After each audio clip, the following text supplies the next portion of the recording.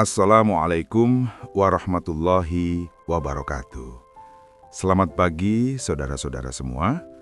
Merdeka, merdeka, merdeka. Saya Roning Pandan, hadir lagi di tengah agan semua untuk menyelami sebuah cerita kelam.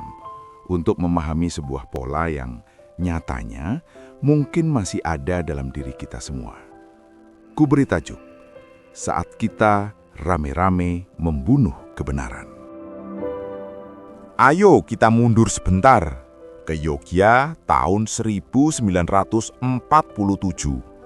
Waktu Serdadu Londo Gendeng ketelen sabun palsu nyerang Indonesia mecahin kedamaian. Coba dengarkan suara tembakan, lihat asap sama keadaan yang gak karuan yang gempur sebuah desa yang tentram.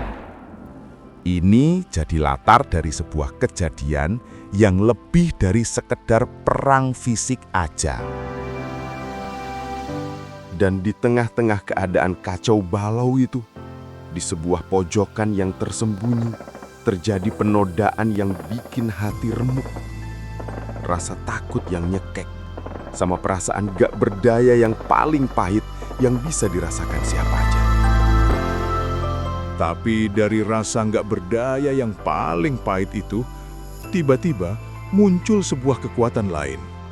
Bukan lagi kekuatan fisik, tapi kekuatan sudah nggak ada apa-apa lagi buat dirugikan. Dalam keadaan yang gelap banget itu, pilihannya cuma satu, melawan sampai mati atau mati dalam keadaan hina. Dan dia memilih untuk melawan. Dengan segala harga yang gak bisa dibayar dengan apa-apa, dia berhasil membalikkan keadaan yang mustahil. Dengan segala harga yang gak bisa dibayar dengan apa-apa, dia berhasil membalikkan keadaan yang mustahil. Nah, disinilah kisahnya jadi pilu, sekaligus bikin kita mikir keras. Bukannya disambut sebagai pahlawan, wanita pemberani itu malah dihadapin sama ketakutan baru. Ketakutan dari korban-korban lain yang takut suaminya nanti marah, kok kamu nggak berani kayak dia? Dan dari ketakutan itu terjadi hal yang nggak masuk akal.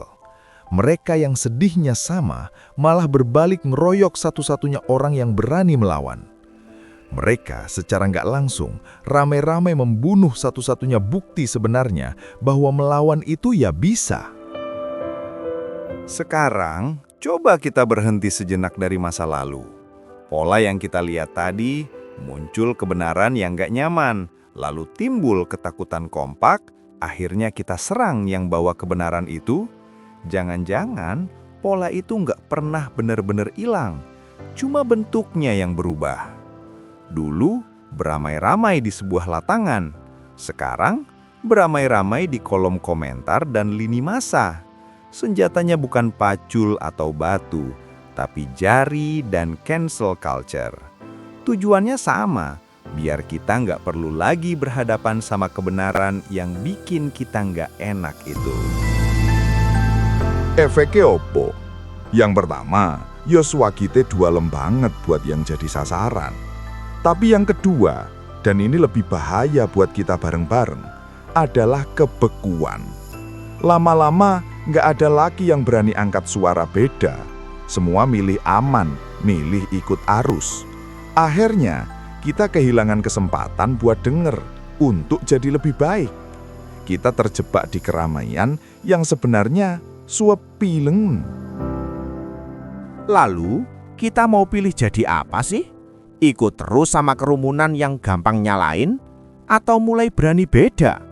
Aksinya bisa dimulai dari hal sederhana. Sebelum ikut-ikutan komentar atau share, coba berhenti dulu sedetik.